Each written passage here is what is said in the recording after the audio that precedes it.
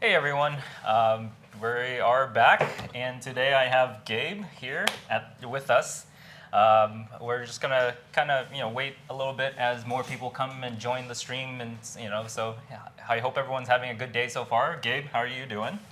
I'm doing good. It's been Yeah. a busy morning and a late night here last night getting prepared for today, but Okay. it's been Okay. so far so good. I can't Okay. complain. Yeah. Well, yeah, I was here with you, and so we both know, that we were out and at the shop, kind of doing a little, tinkering with the new toy that we'll be talking about today. Sure. You know, let's start with, introduction-wise. What do you introduce yourself, Gabe? Like, So my name is Gabriel. I would be the customer experience manager here at Harvey. So basically my job is, you might have met Sam last week, who is our director, and basically I work directly under Sam and handle any kind of customer inquiries as well as sales. I do some troubleshooting, a bit of technical.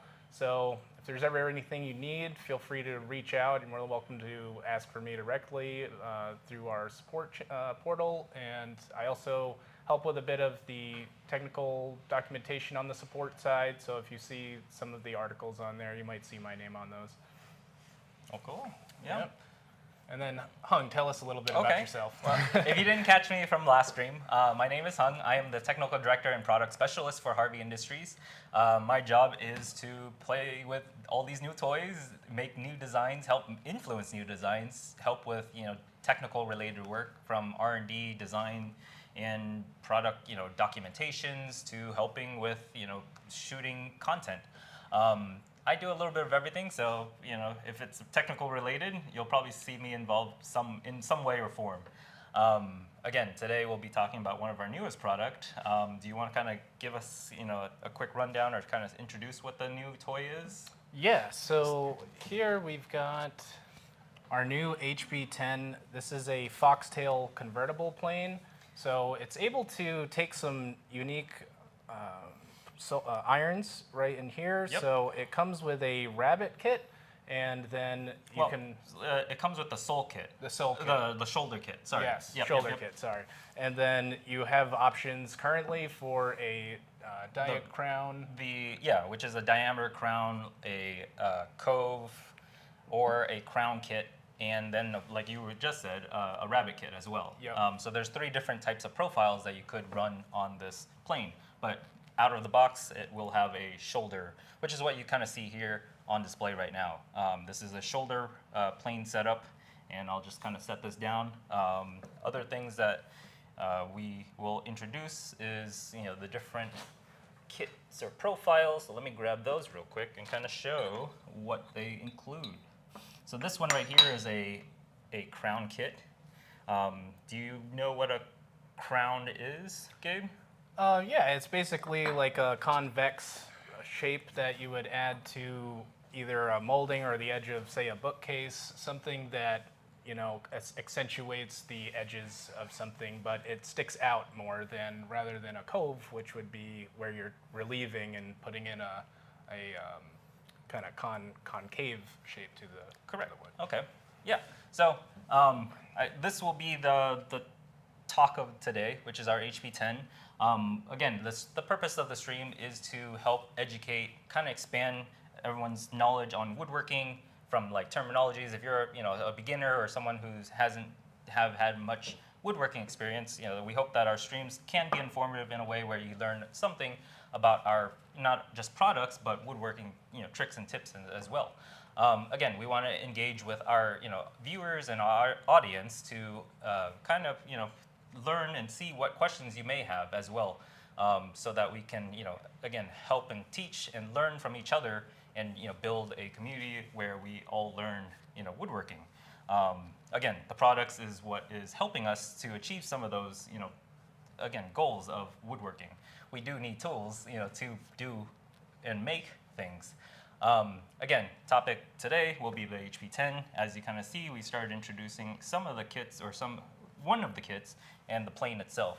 So we'll kind of talk more about that and kind of show what each of the kits talk about or includes as we get further into the stream.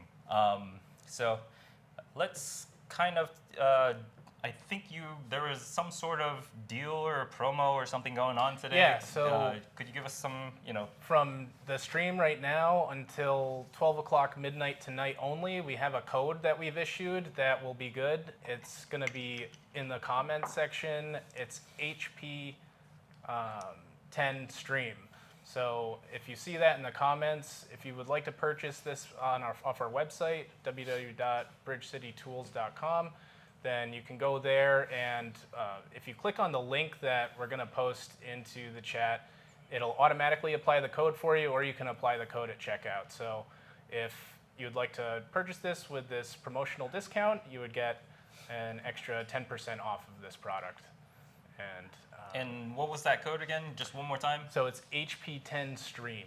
And I believe we're going to be putting that into the chat. So if you guys need to get that code, check out the live stream chat. You'll definitely see that code. And the code runs till the end of tonight or today? Till midnight Pacific time. So if you're on the East Coast, it'd probably run a little bit later. Okay. But than our Pacific time. Well, cool. So yeah, let's kind of let's talk a little bit about Bridge City, because everyone probably knows who we are as Harvey, but probably doesn't know that Bridge City Toolworks is also related to Harvey. Let's kind of talk about that a little bit. Do you know anything about like the two companies or how that happened? Yeah, so John Economaki, he is the founder of Bridge City Tools, and it used to be run in Portland, Oregon, hence the name Bridge City. And so he had started making a chopstick maker jig, and he went to a woodworking convention in China and had met Jack Shu, the founder of Harvey and our current CEO. And when he was demoing it at that fair, it was a really big hit, and a lot of people had a lot of engagement with it. It's a very fun tool to use, so if you haven't seen that, feel free to check out our website, and it's be under Mini Workshop, and you can take a look and see the chopstick maker. We have 2 different generations, but essentially, John had started this jig and met Jack, and Jack had already been running Harvey at that point, and that was when they made a business relationship together to Harvey start manufacturing the chopstick maker Gen 1s back in the day for Bridge City. So that's kind of how they got, intertwined into each other, was that Harvey was actually manufacturing that specific product for them, and then down the line, Bridge City Tools ended up being acquired by Harvey. So that was in 2018? July 2018, I remember that, yeah. Yeah, so in 2018, Harvey acquired them, and you might notice there's some changes to how the products are. Back in the day, they used to have more rosewood, and they were experimenting with a Wara wood at one point, and it was more brass and rosewood or Wara wood.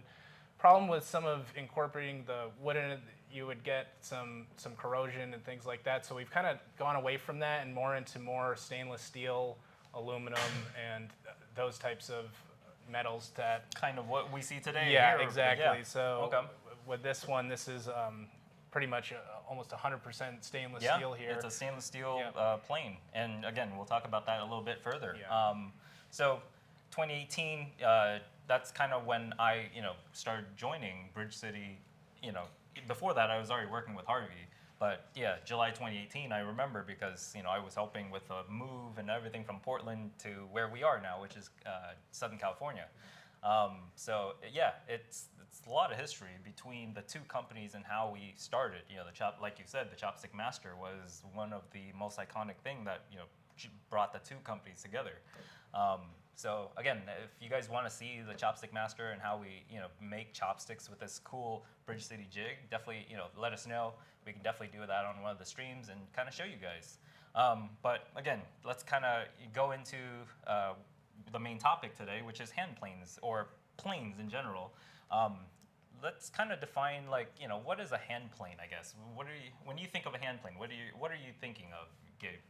Well, a lot of people have larger, mechanical or machine planes, for joiners and planers, that type of nature. Yeah. So What a hand plane is essentially a way to get a smooth and even surface while relieving some of the uneven parts of the wood to achieve that very smooth and even surface. So sometimes you might have areas where there's rough grain or sections that you need to clean up or like a bump in the wood. So hand planes are a great way to shave off some material, or we also have a scraper plane for just scraping out, slight unevenness. Okay. So basically what you're saying is that it's like a tool that can remove material and wood to, again, make cuts without, the need of a machine per se. Correct. Okay. Yep. Cool.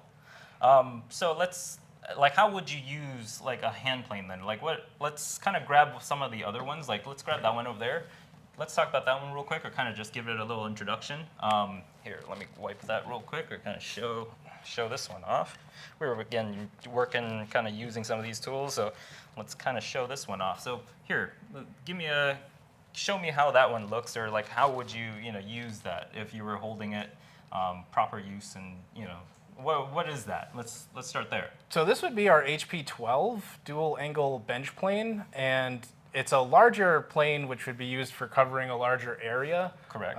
You'd want to use this on something where you had enough of a surface to work with, and having it be longer makes it so that you're able to have the sole actually get each section of this 12 inches basically perfectly flat and smooth with each other.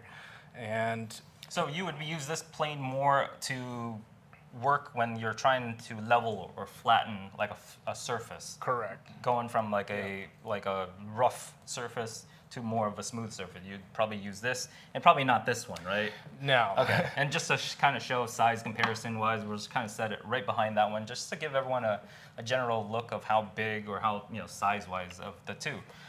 If like he mentioned, or like Gabe mentioned, the HP-12 is roughly about a 12-inch from front to back, so this is a relatively big plane in comparison to the HP-10, which is what we'll be talking about today. Another plane that I kind of want to show is the HP-6FX, which is another plane that we just introduced recently. This one is a multi-plane, so if you ever look at one of these, I'm going to take the fence off real quick and kind of set this on the bench here. But this one is our HP-6 FX multi plane, and this one is very similar. Wouldn't you say that? So, Gabe? Yeah, we also, this is a multi-plane similar to how the HP-10 is a convertible plane, where you can go from it being a rabbet plane, a shoulder plane, doing coves, yep, and crowns. So we also do have some cove and crown kits, as well as a dado kit for this one, some V-groove kits, and they come in different sizes. So if you're needing to put some accents on a piece, or you want to explore some of those options, they are all listed on our website as well, and yep, they come in different sizes in millimeters, or the angles that you're going to be able to achieve with that. Yeah, and I know out of the box for the HP-6FX, this one comes with a rabbet sole, which is kind of what you guys see here. This is a rabbet sole in comparison to what you'll see on this one, which is a shoulder plane, or shoulder kit. So why I kind of brought a bunch of these tools onto the table is kind of to show that it seems that there's a lot of function or different planes for different types of tasks. Would that be true, or like what do you think? Yes, absolutely. So one of the benefits of having, say, a more narrow cutter on one of these, or an iron, is that it'll stay more balanced when you are just doing the shoulder or the edge of a piece. The bench plane is going to be more so for larger, wider, flat surfaces. The iron on it is a lot bigger, and so different applications entirely from one plane to the next. Yep, and that's kind of why you see like different, people who use planes a lot will have quite a lot of an extensive collection per se. Like they'll have multiple planes, not just one that does the whole thing. Kind of a tool for every job. Yeah, there's like a tool for every job, exactly. Which is why, when it comes to hand planes, you have to have multiple planes. You can't just buy, let's say, the bench plane and do everything you would want. You kind of need other planes that kind of do different tasks as well. Yeah, because because of how wide this is, you wouldn't really use this for doing a shoulder unless it was a very, very big one. Yeah, exactly. And even then, you wouldn't be able to get into a shoulder Right. because on a bench plane, if you ever look at the HP-12 bench plane, the body or the sole of it, actually, the iron doesn't protrude all the way up to the edge or the sides of the plane. Versus if you look on a shoulder plane, what the purpose of a shoulder plane is that the iron actually goes flush up to the side of the body, allowing you to be able to get into crevices and get that tight, nice, sharp cut into the corners and so forth. And that's kind of what a shoulder plane is, and also at the same time a rabbet plane as well. So shoulder planes and rabbet planes do have a lot of similarities, but there are some differences with them as well. And we'll kind of talk about the two, and this is kind of why I have both of them here, just to kind of show you or talk a little more about that. Let's kind of dive into the HP-10 convertible plane, the one that we'll be talking about today.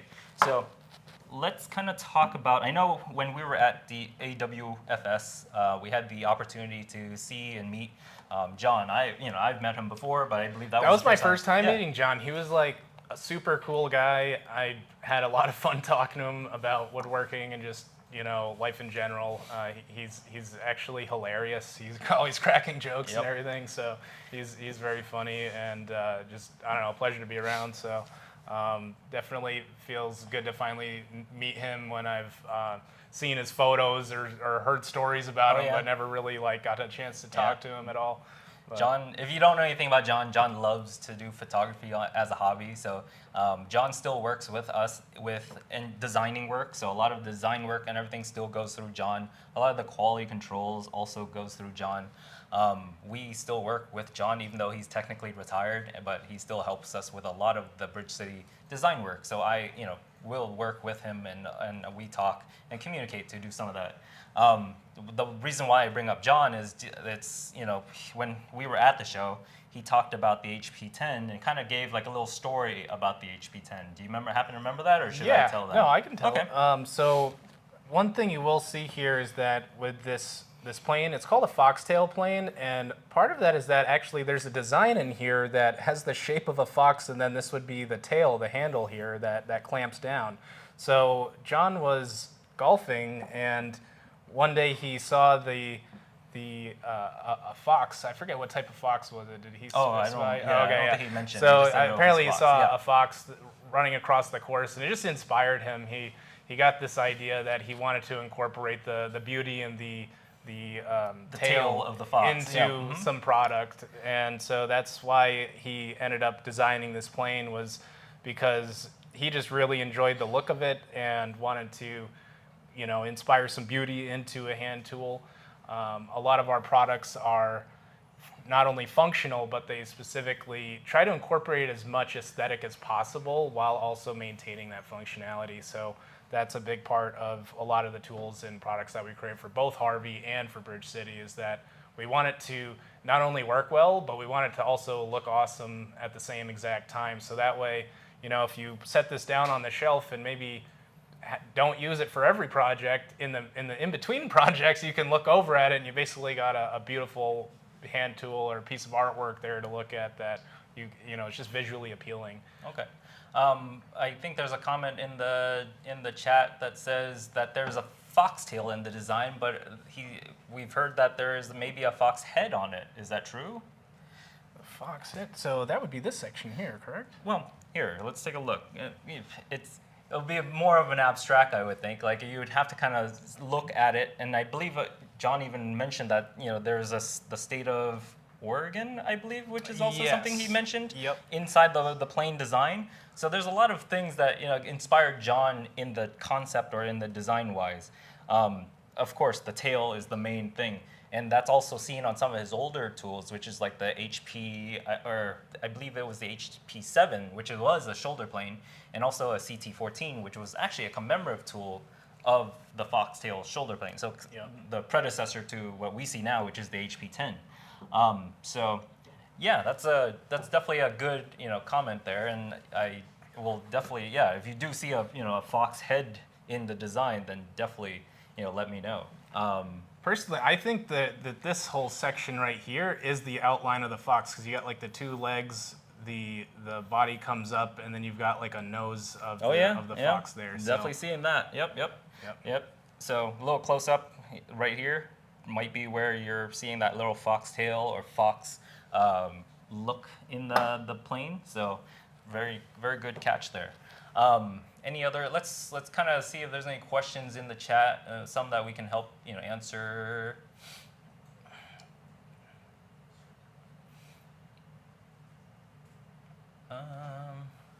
So this is one of the questions that seems to come in from our post that we put out there before the stream.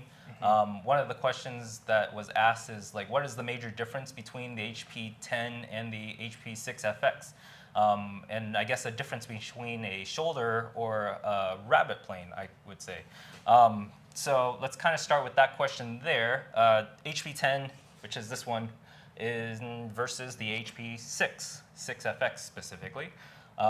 These two planes. And on the default kit, the shoulder plane is this one with a shoulder kit versus a rabbet plane, which is this one. So if you look at size comparison-wise, length-wise, the rabbet plane is a lot shorter in comparison, but in width-wise, the rabbet plane is much wider than the shoulder plane. They both have irons that come flushed up to the edge of the soles or the sides of them, but on a shoulder plane, and let's kind of talk about what a shoulder plane is that a shoulder plane should be relatively perpendicular in design, where this bottom face versus the side face is square to each other, so that you can go into a piece of wood, and when you're cutting, you get a nice sharp edge up against that when you're pushing a shoulder plane through it. A rabbet plane is used more when you are trying to cut like basically a step into a piece of wood, meaning you're making a lap or a half lap in some cases, and you need to cut like a notch or a little step into that piece of wood. And that's where a rabbet plane would be more used. It has a wider body or a wider sole, and that allows you to cover more ground than the shoulder plane. Yeah, and good point on the width, because if you had a wider plane, it would actually be a little bit more difficult to balance on a shoulder, for example. So having it be narrower makes it so that you actually have a bit more control, and getting it balanced and actually squared up there is going to be a lot easier. The shoulder plane would probably be used when we're making like a tenon. We're cutting out a tenon and we're trying to clean up what a shoulder would be. If you want to grab that one piece and kind of bring it over here real quick, let's kind of show what a shoulder is for anyone who doesn't know what a tenon or a shoulder or maybe some of these terminologies. So we cut this piece out on with I think we use what a Dozuki. A Dozuki or a saw blade. You want to grab that Dozuki real quick. Sure. So we laid it out, grabbed a saw, and made our initial cut for the tenon. So we cut the cheek side, which is this right here. From there, we cut the bottom to get the shoulder, or a rough cut to get the shoulder out. And from there, we use a shoulder plane, in this case, this HP-10, to cut and make this sharp edge that you see here. And the shoulder is this portion down here versus the cheek, which is this flat surface up on the side of a tenon. This is a tenon, which will be mated up against another piece. We'll cut a square hole, basically, and we'll be fitting this in, so it would be a tenon and a mortise in this setup. Again, we just cut the tenon here just to show, or kind of showcase, what a shoulder plane should do when it's cutting. So hope that makes sense. Let's kind of set that aside for a second. But yeah, that's again, that's a very good question. Let's see, do we have any other questions? Okay, so I see that someone asked, what do I do at Harvey? So I'm actually the customer experience manager. So we have our customer service team. Last week we had Sam on here, who's the customer service and customer experience director. And then I would be directly working under Sam. So I would be the one to, if you call in, there's a good chance that you'll actually get me on the phone if you do call our Montclair office. And I'm here to help and answer any questions that you have on any of our products. If people have any kind of technical troubleshooting type nature inquiries, I handle those as well. And then if there's something I don't know the answer to, I reach out to Hung, and Hung will kind of saved my butt there. Yeah. So, but yeah, that's what I do here, and I love this job. I've been with the company almost 2 years now. I come from a woodworking background. I had a picture frame molding company with my father probably about 10 years ago. He passed away, unfortunately, and then I ended up moving from the East Coast to California. So I'm actually from the East Coast, but I've been working with the company here for the last couple of years, and it's been great. Love the management team here. Everybody's really cool, and we're like a family here, so Yeah. everybody's really nice. Okay.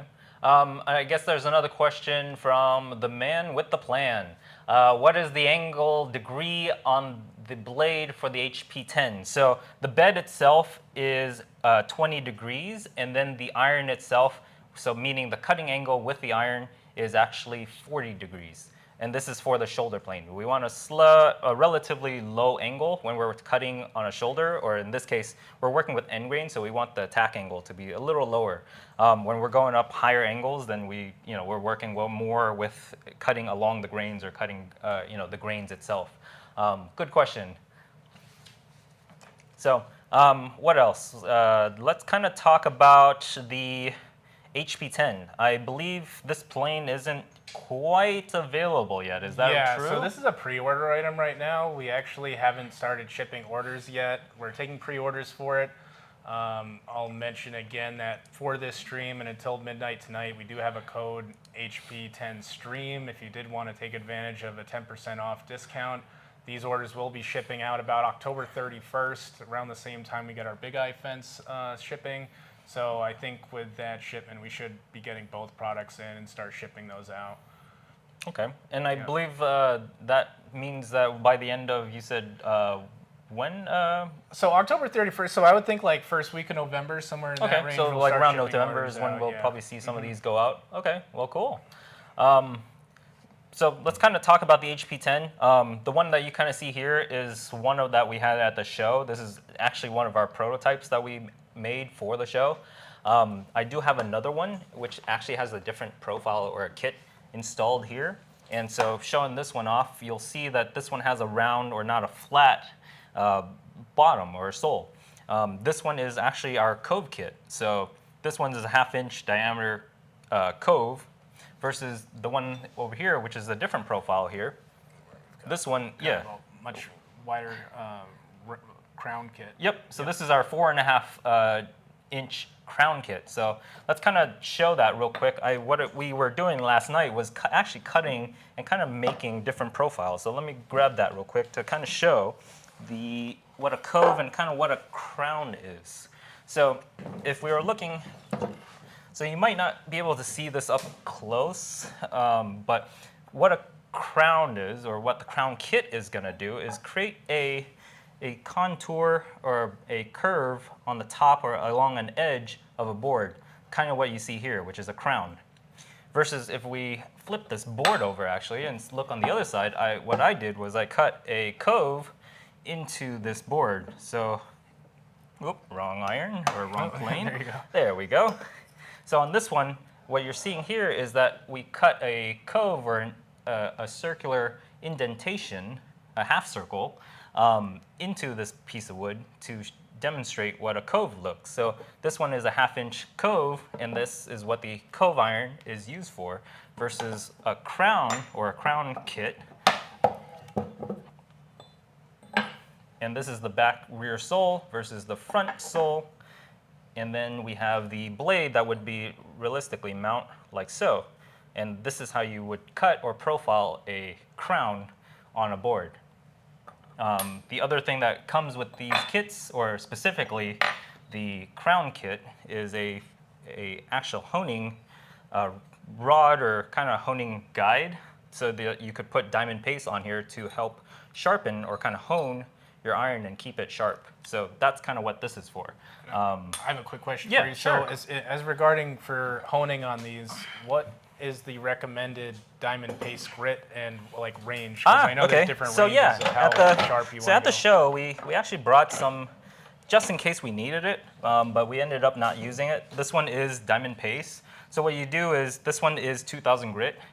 Again, it's honing. We're not sharpening the iron itself. We're touching it up, so honing it.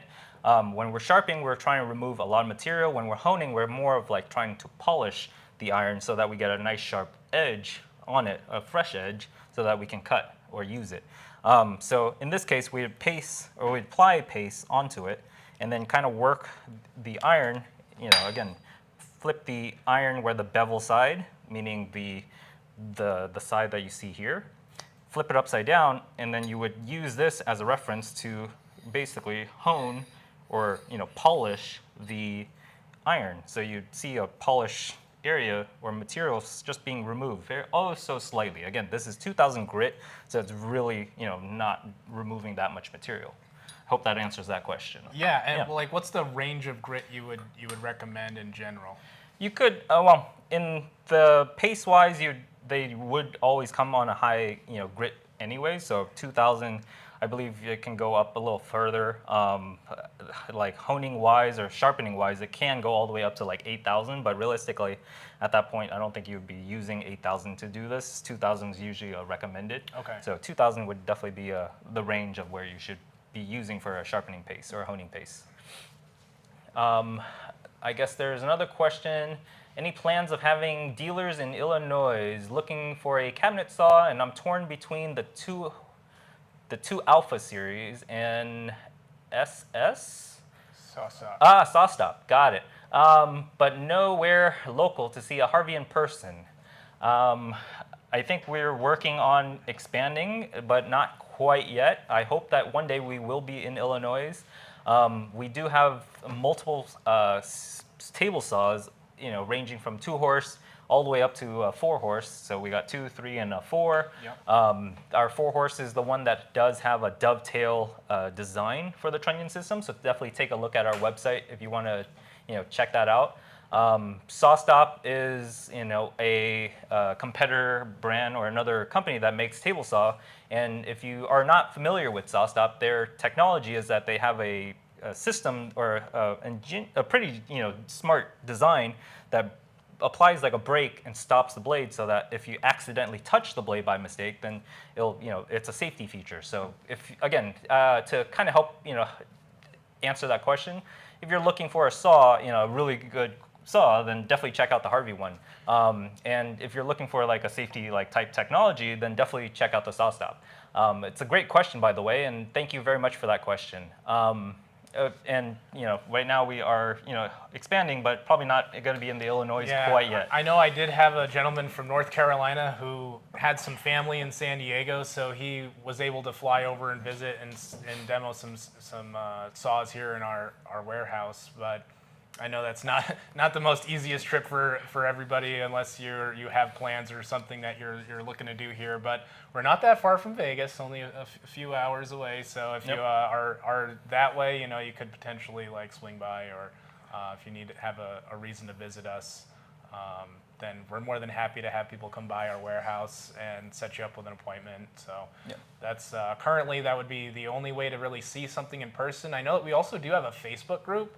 It's called the Harvey Woodworkers Owners Group on Facebook, and everybody there is very friendly, and people get excited to kind of show off their setups and everything. So I know that a lot of customers have gotten in touch with members of that group, because there's over 1,000 members, and they might throw out, introduce themselves to the group and ask, is there anybody in my area who does have any equipment that I can take a look at? And I know that a bunch of customers have gotten in touch with other customers and have visited their shops, from my experience.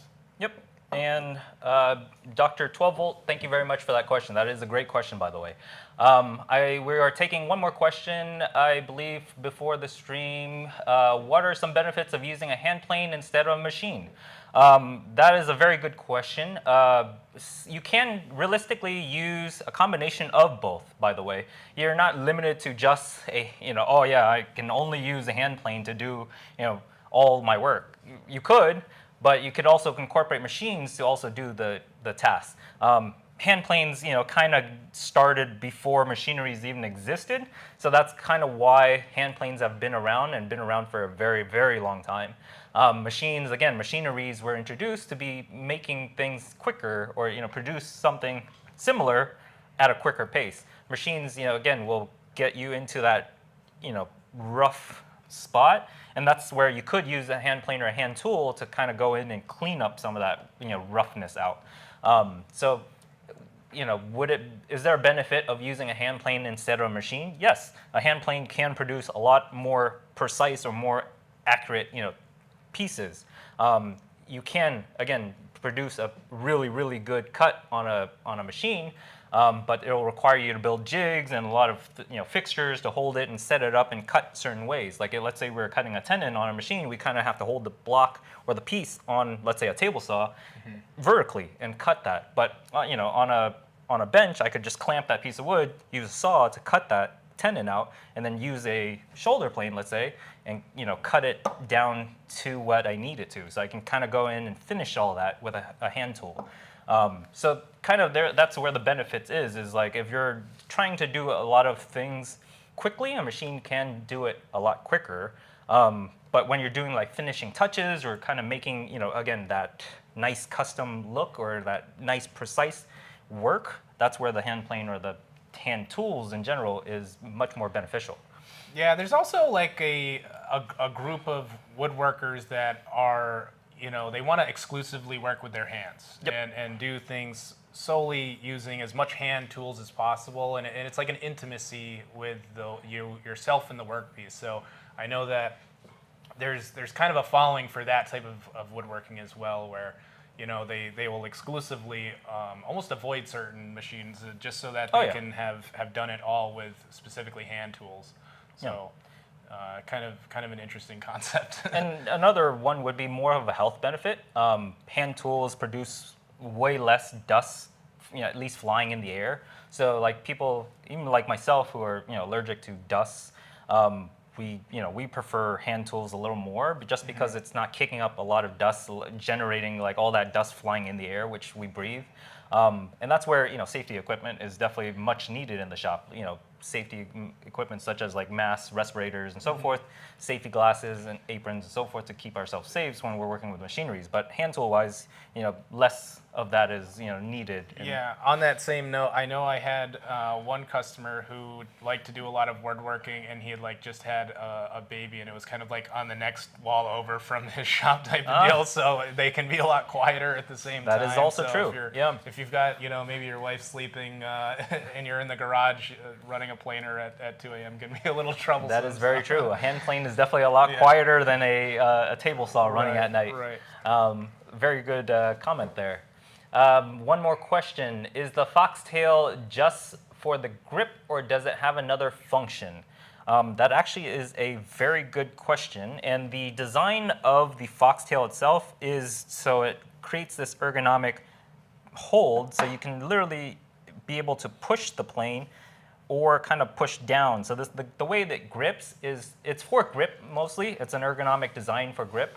But it allows you to basically be able to get a good hold onto the actual plane itself. It is, again, if you have to hold or kind of feel the plane to see it, but the Foxtail definitely has this nice ergonomic design where you can actually hold it and get a really good, your base of the palm kind of hits the base of the tail, versus you can kind of get your index kind of in that groove channel at the top of the Foxtail, and then these actually are a little groove for your fingers as well. So what you're kind of seeing there is a pretty good hold there. From there, I can also use my front hand to kind of hold or apply downward pressure as I'm making a cut. So this is where this front portion of the plane comes in really handy for grip-wise. Yeah, and the man with a plan, you bring up a very good point. It's not just for grip. This is actually also the clamping mechanism for your iron. So this right here comes up, and this part here actually is what applies the pressure to your iron. So when that clamps down, that would be in the lockdown position. Yep. And yeah, so it does double as an aesthetic as well as a function. Yes, there is a functionality behind it. If you're not familiar with some of our Bridge City products, we do use a clamping or latch, like a link type mechanism that applies downward pressure to lock or hold our irons into place. When you lock them down, you'll hear a nice satisfying snap or a little click noise, and you'll kind of saw that with the HP-10 as well. So yeah, to answer that question, it's not only just grip, there is functionality behind it. And in this specific case, it's a lever or a locking lever for the actual clamp, to clamp down the iron itself. So again, very good question, the man with the plan. So what we kind of showed off the HP-10. I believe we should probably talk about the kit, like what it comes with if we bought an HP-10, right? Sure. You know, right out of the box, you get like we mentioned, the shoulder setup, which is the soles, the irons, and what you kind of see here. So front sole, rear sole, the iron. We also have the fence. So this is another unique feature to the actual plane. And I know that's something that we should probably talk about, because not all planes come with like a fence of some sort, but ours actually do. Yes, tell me about how this fence works. Yeah, so fence-wise, there are these pieces that are installed on the side of the plane, just like so, one at the front and one at the rear side of the body. So you screw these in, and then from there, you can actually attach or slide this like so, and then tighten these up.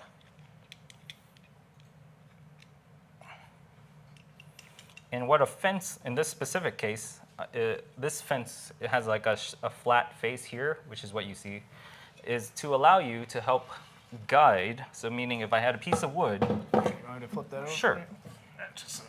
And if you could be so kind to hold Sure. it. This will allow us to use the side of the board as a flat or a reference to guide us and make our cut. So if we're making a specific thickness, or we're trying to plane down a specific width, then this fence also helps us keep that or maintain that width or that accuracy on the side or the top as we're cutting down. This is also found on our HP-6 FX as well. We do have a fence for that, which is smaller. So it would be kind of this. And so when we're cutting that little step into our boards, same thing. We can attach that and use it as a guide for our side walls there. Can you tell me a little bit about the other side? How Sure. It's not Okay. flat, it's So not an angle? yeah. So if we, going back to the HP-10, if we remove and flip this around, attach this back into place, so slide back in, tighten those back up. Now what we did is now we can actually Maybe flip it like that. Yeah. Or? So what we did is we actually created an angle. So I have to stand it up because we need more room here. But this will allow you to cant or kind of tilt your plane and now do angles or bevels onto the side or the edges of the plane. So instead of attacking it from a top down, you're now attacking it from a side. And this is a 45, so you can do a bevel on the board or the workpiece. So that's kind of, this fence actually does not only just a 90, but it can also do 45s as well, just by simply flipping the fence piece from one side to the other. Hope that answers that question. Yeah. Yeah? Thank you. Okay, so again, I'm just gonna go back over that. While we're doing this live stream and all the way until midnight tonight Pacific time, we are going to be doing a promotion for this HP-10. It's going to be 10% off. We're going to have the code HP-10 stream, and we're going to be posting that in the chat. The link there should automatically apply the code for you at checkout, but if something, if you need to apply the code, you can just input HP-10 stream in, and that will get you 10% off. These are a pre-order item right now, so just be aware that these are shipping with an estimated ship date of October 31st, roughly first week of November. Probably orders will be actually shipping out and arriving to people. So if you would like to take advantage of that, that is good until 12 o'clock midnight Pacific time. So if you're on the East Coast, it might be a little bit later for you by about 3 hours, but yeah, so that code's valid until then, and that's pretty much that. The promotion. Yep. Oh, cool. Let's kind of talk about assembling it. Let's show how to install the crown kit here, just because This will allow us to demonstrate or kind of show how it's installed or how we change out different soles or different bottoms to do different things. So in this HP-10, it's called a convertible plane. And what it means is that we can actually convert or change the sole out for different profiles. So in this case, I'm going to change it over to the 4.5-inch crown kit. So how I do that is first I have to remove the fence. So I'm going to unscrew these and set these aside real quick. And I'm going to need some tools. So let me grab some tools. But what you'll need to do is disassemble it. So I'm going to show you how to disassemble this. At the front, there is a thumb screw. If you loosen this up, the sole, or the front sole, will slide right out just as you just saw. From there, set that aside. This back sole, actually, or the rear sole, has screws. So that one is where you need a Allen or a hex key to remove that. And I will have to see if I have the right tools here. I definitely need to grab one. But you'll need to unscrew and remove, there it is, this one, and set that aside. So simply, there's 2 screws at the bottom here. Use a hex or an Allen key to unscrew that. And be careful not to lose the washers here because they do have little flat washers on there. But once you have that unscrewed, you'll loosen that up and take the rear sole out and set it aside. Keep the screws because the screws will be transferred over to the new plane or the sole kit. So the iron itself, kind of what you saw earlier with how Gabe demonstrated the functionality, you unlatch the foxtail, so lifting up the tail, the foxtail itself will loosen and release the iron, which then slides out. It is held into place. There is a little pin that holds the rear side of the iron, so lift it up and then slide it out. So take that out, set that aside. We'll get the iron in real quick.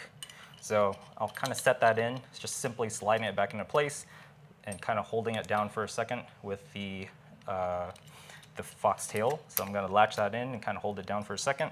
And as I do that, I'm going to install now the rear side of the sole, because what I have to do at this point, I'm not going to lock it down quite yet, but I'm going to put the screws back in.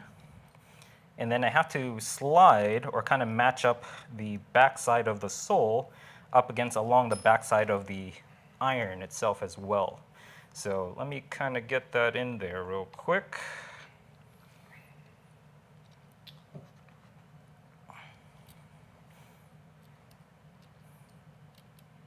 And while I do this, Gabe, do you kind of want to talk about like this sole or this crown kit real quick and kind of show what a crown is? Yeah. Do you have that? Yep. Let me grab that for you. Here we go. So yeah, so this crown kit. Yep, crown kit. Should be used for, say you were making like a bookshelf or really anything that you want to put a nice wide round over onto it. You would get that set up, and then by shaving that off, you turn just a flat edge into now a rounded over crown. Yep. And that's essentially what it's going to do for you. It could also be used, like if I was making like a table and I have to round off the edges of the table, I could also use this to kind of profile that, just so I don't have a sharp edge off the end of the table. I can kind of do a nice little round off edge as well. Again, this is more of what, a aesthetic look, I would say? Yes. Yeah. Yep. Okay, so I just got the rear sole kind of installed. I slid the rear sole up against the iron so that it mates or kind of sits against the back of the iron. When you install the iron bevel face has to be facing upward on this specific plane. And then from there, it's just latching this back down, which if you need to adjust that, there is a adjustment screw to control the amount of tension that is applied to the actual locking mechanism as well. Let me grab the correct key there and just back that up a little bit. And then if this is done correctly, it snaps right down like so. Nice. Yep.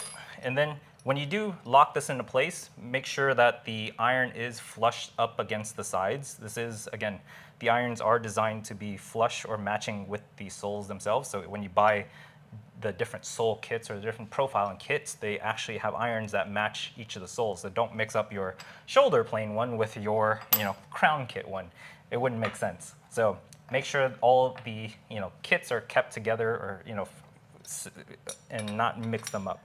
From there, it's just installing the front sole back into place and then locking it with the thumb screw, what you see here, and you can control the opening or the mouth of it by simply sliding it outwards or inwards. Yeah, and how much of a gap do you want to put there? Like, is it just a tiny little bit, or a tiny bit? Yeah.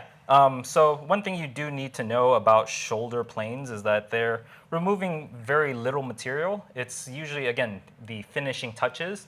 So you'll profile, it down, kind of get the shape. In this case, you can do it with the mouth set relatively, small, and then you can back the iron up, control. So on the actual mechanism, there is a thumb screw back here, and this actually pulls or retracts and advances the iron back or forward so that you can control the depth of the cut. The other thing is, if you ever have a bunch of collection of different soles and profiles and so forth, if you ever take a look on each of these, they actually do have labelings as well. So look carefully on each of them. They are labeled. So this one is a 4.5-inch crown sole kit. This is the rear, this is the front, and then of course the iron. So if you ever confused or don't see them, take a look at each of the irons in the kits. They all are labeled as well. So yeah. The irons actually have labeling right on the spine or the stem of the iron. So right along at the top here. Yep. Yeah. So now that you install the rear, you got the iron into place, you've installed the front sole, you you tension and snap the foxtail down so that you latch the iron into place. You're pretty much ready to go. At this point, you would start tensioning or kind of adjust your iron to make sure that your cut is nice and smooth, not too aggressive. So this is where you would have to back up the iron. In this specific case, I have it quite aggressive, so I would have to back this up.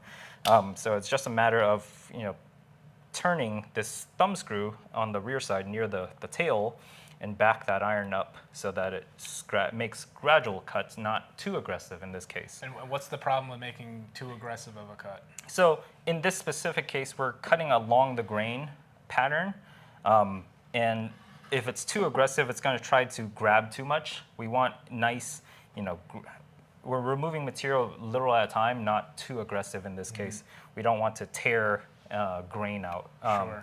And also, this is walnut, so this one sometimes will have different grain patterns. We also have knots as well, so if it's too aggressive, we'll dig into a knot and tear out knots. So I usually, when I set up this for the shoulder, in this specific case, when I set up for this, to set up this crown, I had the iron doing very gradual cuts. And isn't there a difference in the angle of attack for the crown kit versus the shoulder kit? The crown versus the shoulders, not specifically on this one, okay, because this one, the bed itself is a 20 degrees. The iron itself has a profile, so it is a different angle. But what you're referring to is the HP-6 FX. Gotcha. So on this one, the 6FX, which is a rabbet plane here on this specific setup, the iron itself isn't facing beveled up. It's actually facing beveled down. And what that means is bevel is referring to this little angle or this little cut on the iron. So bevel up is where this side is facing upwards versus on the HP-6 FX, the bevel is facing down. So on this one specifically, our cutting angle is much higher.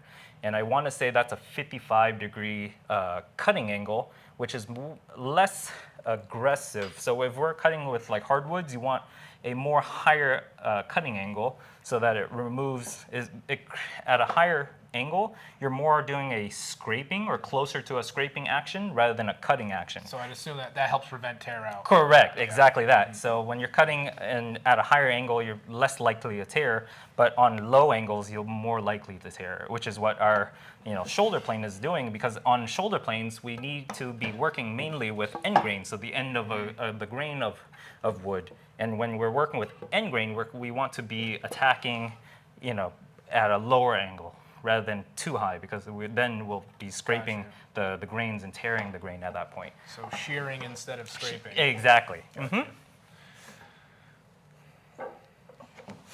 So that is how you would do a quick install of the crown kit in this specific case.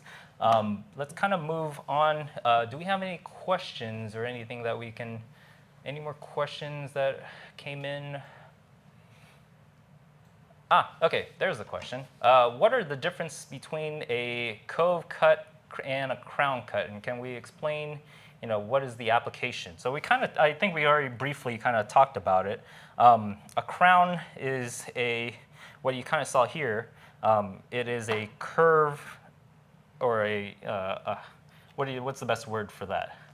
It's basically like a rounded top. Yes. It's like a crown. How a crown has the old-fashioned crowns back in the day would have these round, almost clover shapes to them. So it would be something where you're putting a nice round convex edge onto it. Yeah. And a cove, on the other hand, is actually digging into a material, creating a concave, or a kind cut, of scooping out the wood. Yeah. And I believe you mentioned that some people might even call it a scoop, I believe.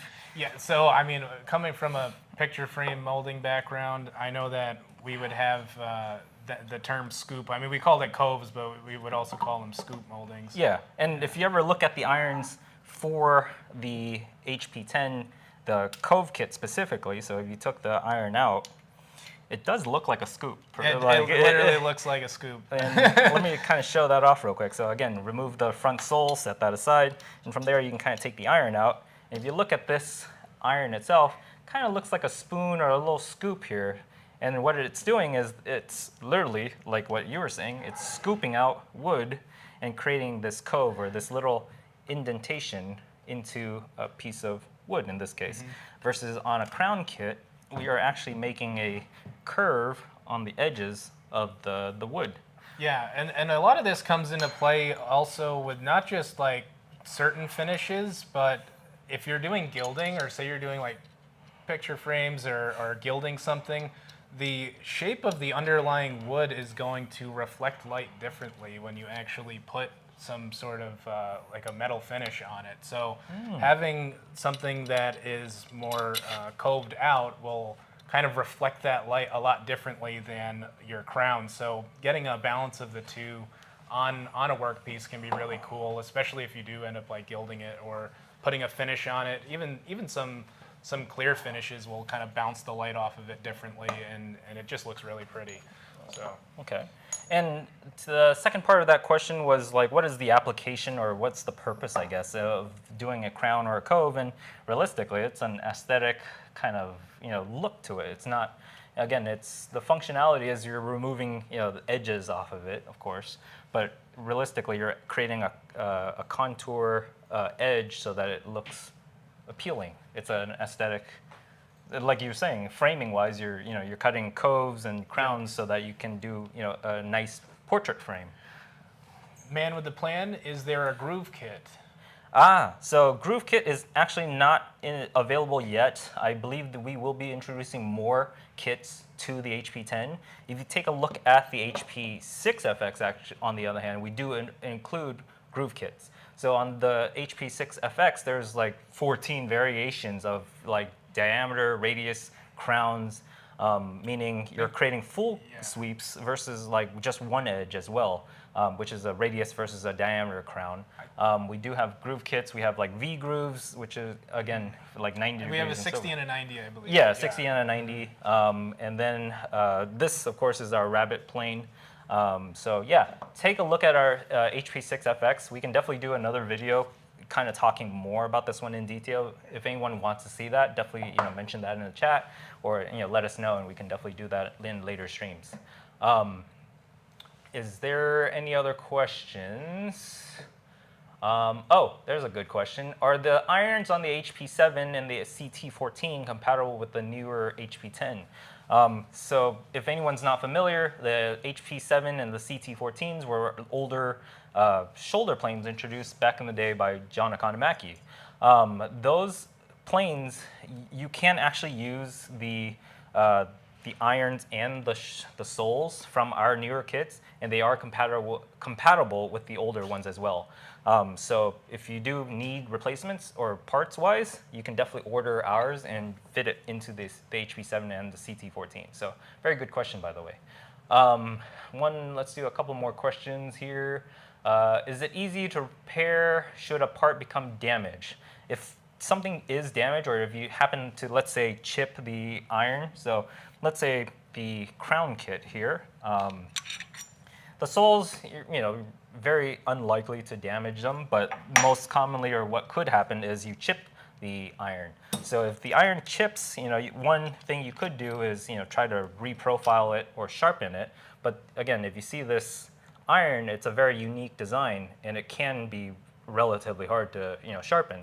If that is the case, then, reach out to us, and, you'd get, a hold of like Gabe and the customer service team. So these products are covered under a 1-year warranty. So if something is behaving, abnormally, and there's something that you want to have addressed, please just give us a call, send us an email. Our email is info@harveywoodworking.com.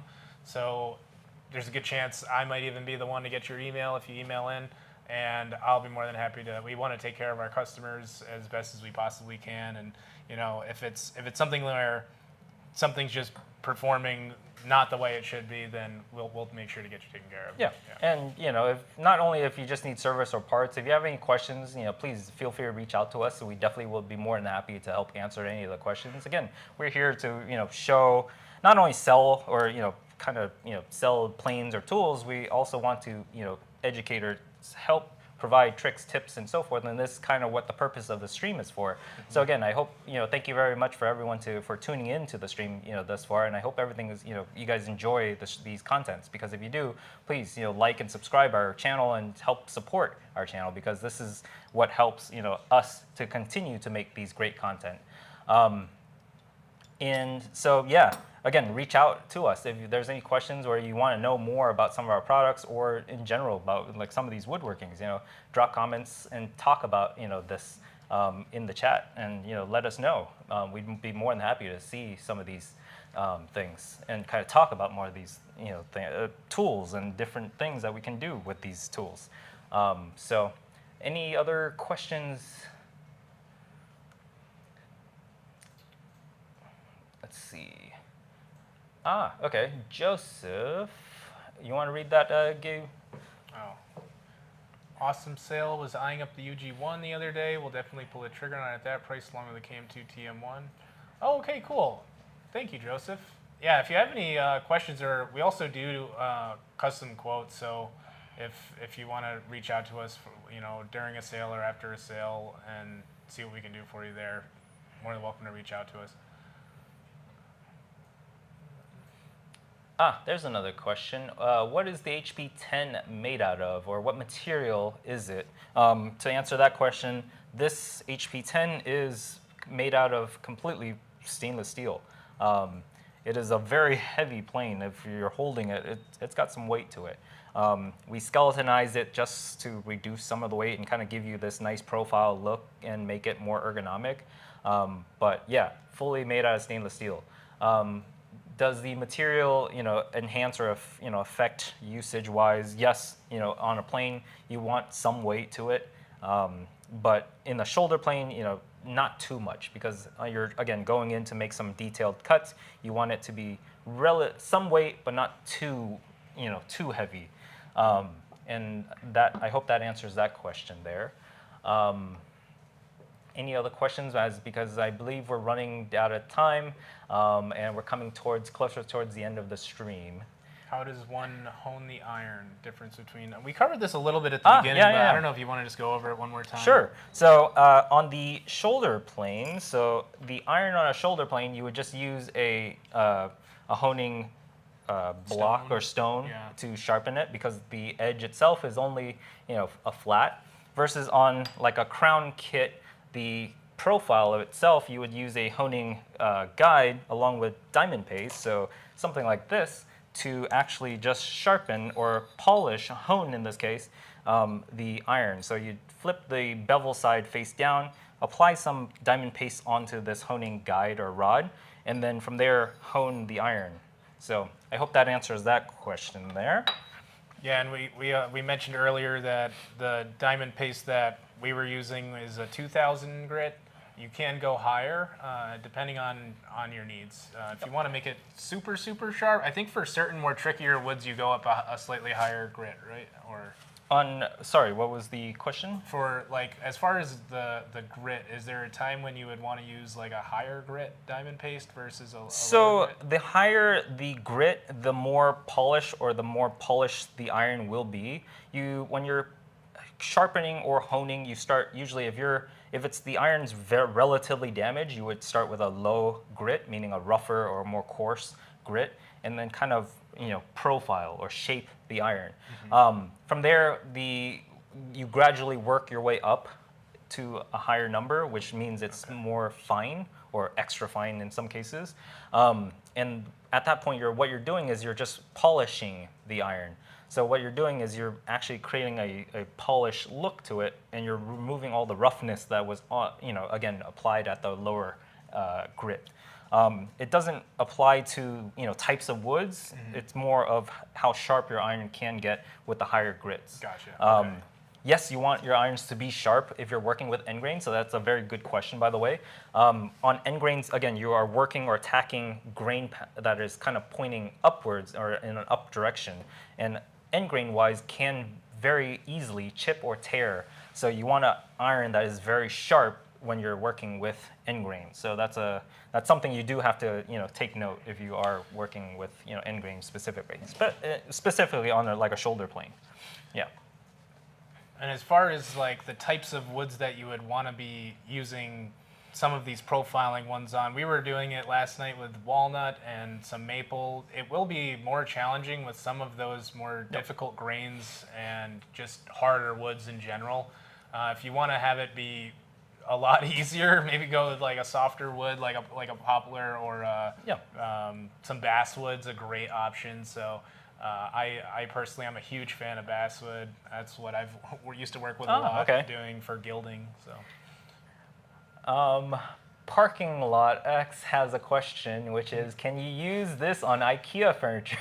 Sure, why not? Yes, if you get your IKEA furniture and it doesn't look how you like, just pull out the hand plane and profile it and put a new profile on it. Maybe I'll do that. I just got a new apartment. Well, there you go. Maybe I'll get some IKEA furniture. Be careful, borrow one of these. Yeah, be careful though, because some of the IKEA furniture itself is particle boards and so forth. So you don't want to cut particle board. But if it's like like layered plywoods and so forth, yeah, you could realistically cut into those and kind of profile those. Again, this is a profile kit, so you could realistically buy IKEA furniture and then use a really high expensive plane to do this. But that's a good question. Maybe we should do a video on that next time. Oh man, planing IKEA stuff. More questions. How does one hone the iron? I think we kind of talked about that. Any differences in the honing kits, I guess? So yeah, if you bought different, like in this specific case, the crowns themselves have different widths. So each of the matching honing guides themselves or honing rods will match the profile of what the kit or sole profile is. So each of the crown kits will come with its own different Does the Cove one come with? Yes. Okay. It does have one as well. It does. Okay. All right. And what is the other question? Can the HP-10 help make dovetail joints? What other joints can the HP-10 make? So currently, our kits can do. We have rabbit kits, which is to cut out rabbits on a piece of wood. It also has what you just saw, which is a crown profile, and then we also have cove profiles. We currently do not have a dovetail one. So if you look at the HP-6FX, we do offer a dado in different sizes. In different sizes as well. Yeah. So you can do some of the things, but not dovetail. Not quite yet. I know there is talk about doing something like that down the line, but not quite yet at the moment. So Parking Lots also had a great question. Do all the extensions come with the plane? Maybe we can just go over like what exactly comes with the plane. I know we mentioned it earlier. Sure. But you get a shoulder kit. Yeah. Correct. So the HP-10 would, of course, come with the body itself, the front and rear sole, and as well as the iron, which I seem to place right here, and that is the shoulder kit itself that comes with the HP-10. You'll also get the fence to help guide you, along with the piece for mounting it. The crown kits themselves are separate. So if you look on our website, these are actually separate accessories that you can buy for your HP-10. Yeah, and for the code promotion for the stream that ends at midnight tonight, that HP-10 stream code is also applicable towards the different kits that we have available. So if you did want to get 10% off those as well, then you would just add those to the cart. And thank you guys for all the comments and the questions. There's a good question. If you could pick one hand plane as your first purchase, what would you suggest? Possibly a jack of all trades type plane, and this is coming from Brown Dog Builds. That's a very good question. I think we kind of discussed this at the beginning of the stream. If it was me, I'd probably go with the HP 6FX. Oh yeah, just because it's so versatile. Yeah, this one is a mini multi-plane, so this one has different interchangeable soles similar to the HP-10, and it can do a lot of different profiles. The bevel is again bevel face down, so the angle is a much higher attack angle, 55-degree angle, versus on our HP-10 it's a 40-degree cutting angle. Yeah. So with that, you can actually cover or attack a lot of different types of wood grain and not get tear outs and so forth. Right. Has different profiles, so you can do a lot of different things. If I had, like you said, or the question asked, if we had to pick one hand tool, the HP 6FX would be a pretty good tool. If I'm trying to remove a lot of material, meaning I'm trying to flatten or remove a lot of material at a time, this might take a while. Yeah, which is that's true. Which is where a bench plane would also be a pretty good pick. Again, when we're working with, as a beginner or someone, trying to learn woodworking and using hand planes, it might be better to, work with a plane that can, again, flatten or get you a good flat work surface. Again, sometimes we might not have a joiner or a planer, and this is where a bench plane might come in really handy to have. You know what I typically see kind of, I know a lot of people on a budget will go with our mini block plane. Oh, yeah. Because it was just on sale, I believe, for $59. Yeah. And that's a great option if you are working with some kind of tighter, smaller areas. Or not even that. If I'm going in, I'll carry a mini block plane on me, and if I'm doing something let's say even on a table saw, and I get a nice rough edge, I can use the mini block plane just to kind of clean up some of the work or the burrs and so forth, just to get a nice clean surface. The mini block plane is definitely another nice hand tool to have, again, at a very good price. You can definitely pick one up and have it available and ready to use. They're really cool Christmas gifts. Saying. Yeah. I know they're they're stocking stuffer size, so you can fit one of these in, of course, but might weigh down the whole stock. Yeah. We'll probably have to grab one and kind of show on the next one, our mini block plane, the HP-8, and kind of talk more about planes. So if you guys want to see all the planes that we have available for Bridge City at the moment, then definitely let us know. We can definitely incorporate that in future streams. That one's included with the Chopstick Master. So if you want to kind of get a 2-for-1 almost in a sense, you could go with the Chopstick Master 1 or 2, and they both actually include HP-8 mini block plane. So. Any other questions? Oh yeah, there's one. Are there any special bundles for the HP-10? At the moment, we aren't doing bundles. We are doing a promo, so definitely if you've been watching the streams, we are doing promos.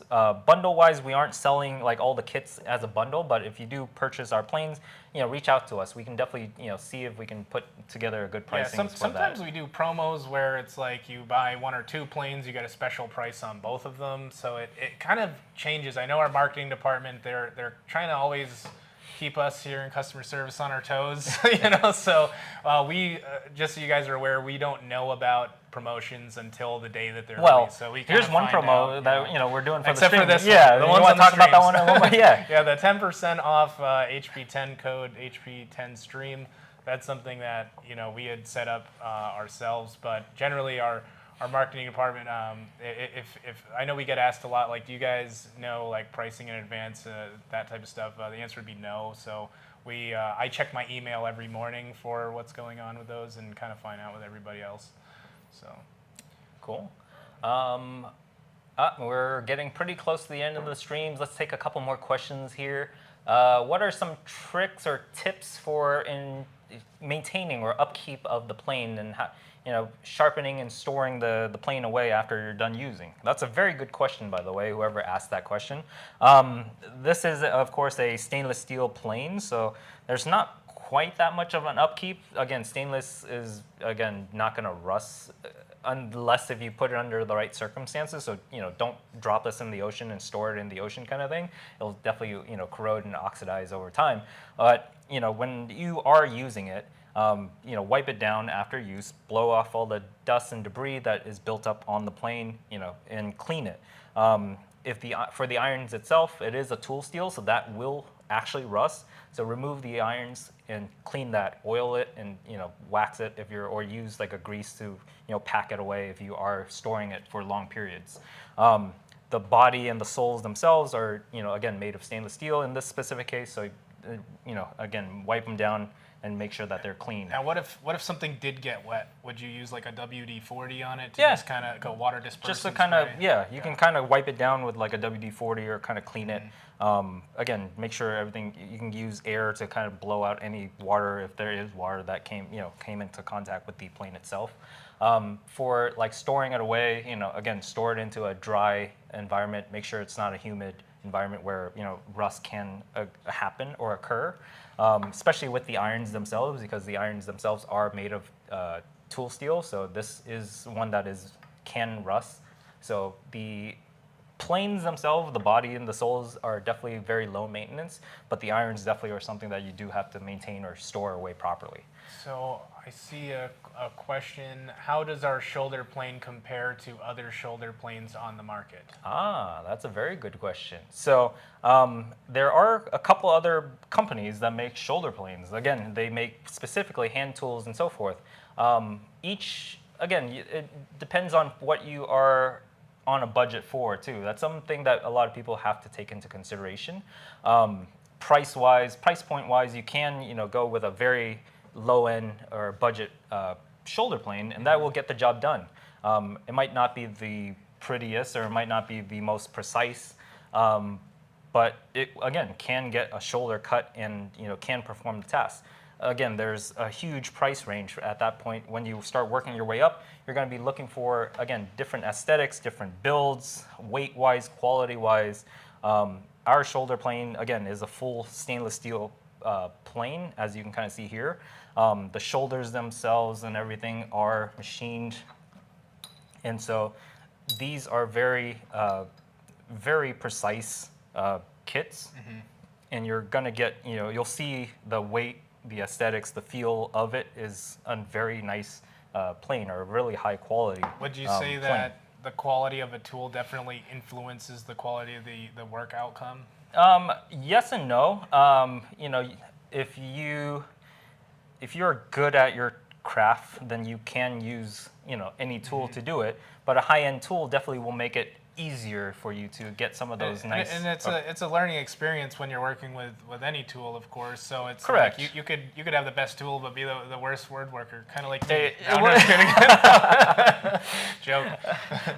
But yeah, the price or the tool again will help you. And in this case, you can buy a really expensive tool, and it'll help you produce things easier. Again, people buying professional equipment, sometimes as a hobbyist, you do it to, again, enjoy the tool or enjoy the work. Yeah. You don't want to fight the tool, or be always trying to fight the tool to do the correct task. Again, each tool, again, has its different functionality and so forth, and the price point will vary.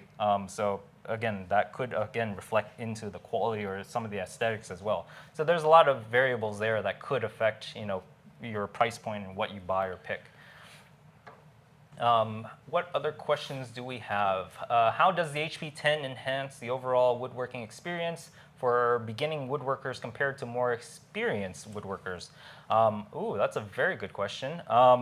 For experienced woodworkers, if you are, again, making a lot of different profiles, different shapes, this HP-10 might be very useful for an experienced woodworker because you're going to be making a lot of those trims, profiles, and so forth on, let's say, benches, tables, and so forth, where you're making edges.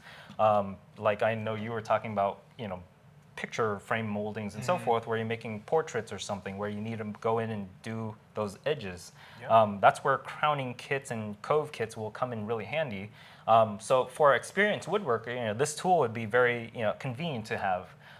From a beginner standpoint wise, you might not be quite there yet. So it's like one of those things where it might be not necessary until later when you get into those types of tasks, because this is a very niche tool for the very niche application. Right.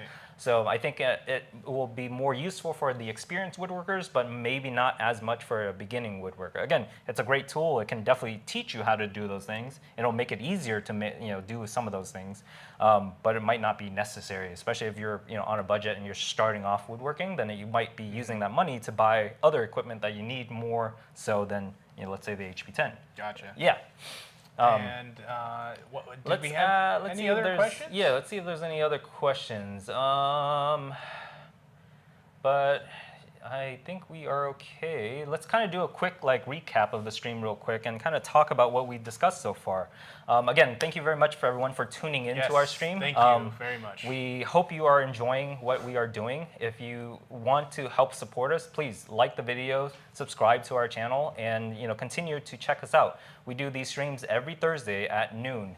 Pacific time. So please come check us out. If you want to see anything specific, drop a comment, let us know what you want to see, and we'll definitely feature it in our later streams. And again, we'll be enjoying, and we love to talk about some of the tools and teach and show different woodworking, and explain woodworking. In this specific stream today, we were talking about the HP-10, which is kind of what you see. Well, not these. These here on the stream. We kind of talked about the different types of what the HP-10 comes with, which is a shoulder plane. We also talked about the accessory kits, which is a cove versus a crown. We talked what a crown and what a cove is, and we kind of talked about how to hone or kind of sharpen a iron if it does wear out over time. Talked about what it includes in a box for an HP-10. I think right now the HP-10 is not even available, so it's coming out towards the end of the year, I believe. October 31st. Okay. So it'll be ready for the holiday season, but right now we're having an estimated ship date of October 31st. If you would want to take advantage of today's live stream promo, you can get 10% off the HP-10 and the different kits that are available for it currently, and that would be with code HP10 stream. And then we'll also have some links in the chat there. If you cut and paste those links, it should automatically apply the code for you, but you can of course apply that code separately. And I believe that code's only good for today, right? Only good for today. Okay. So at midnight tonight Pacific time, that code's going to be done. I know that sometimes we do get people, kind of the next day or a week later, or somebody who might see the stream, but yeah, it would just be for today. Thank you guys so much for coming by, spending some time with us today. All the people who commented and engaged with us in the chat, you guys are awesome. And if there's anything that you guys want to see on any of our future streams, feel free to shoot us an email. You can also email us at info@harveywoodworking if you didn't have a chance to make it to us today. Or if you're watching this video, again, like I said, drop a comment in that stream. Yeah, drop a comment. Yeah, again, subscribe to our channel, and that's the best way you can support us. Like the video that you just saw, or if you're watching it right now, definitely like our video.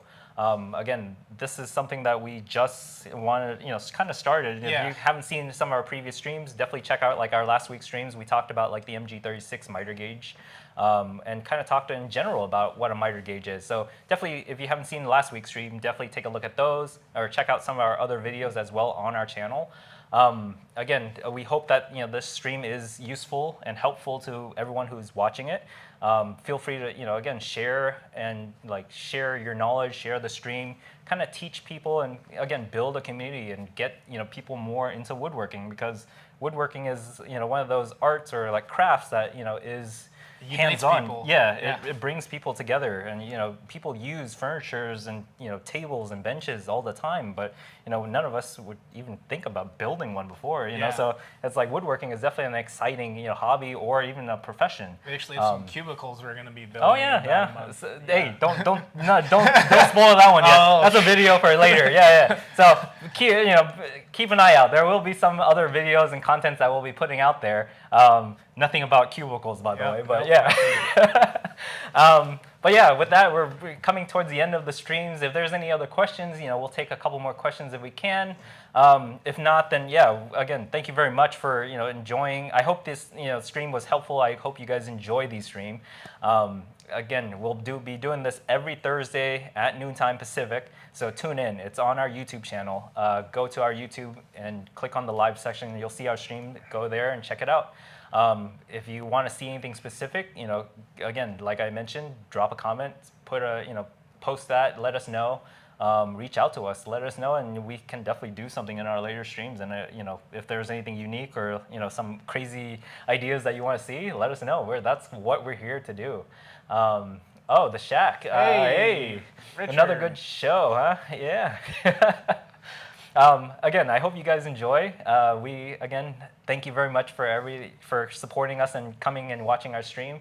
And I will we'll see you in the next stream. Yeah. I hope so. Yeah. So come check us out next week, Thursday, noontime Pacific, and have a good one, everyone. See you next one. All right. Thank you. Bye. Bye.